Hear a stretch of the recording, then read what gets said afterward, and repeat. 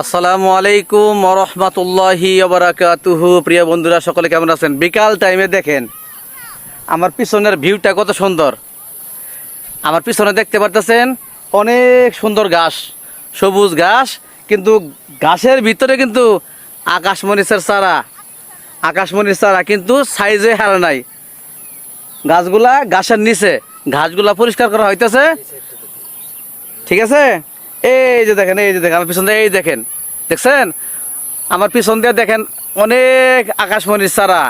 তারপরে এই পিছন দিয়ে যে ঘাসগুলা দেখেন, ঘাস, এই ঘাসের ভিতরে শুধু আকাশমণির চারা।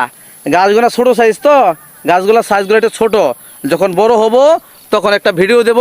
যাদের যাদের গাছের প্রয়োজন অবশ্যই আইসা পড়বেন আমাদের ঐতিহ্যবাহী টাঙ্গাইল ডিস্ট্রিক্ট ঘাটাইল থানা পাকুটিয়া।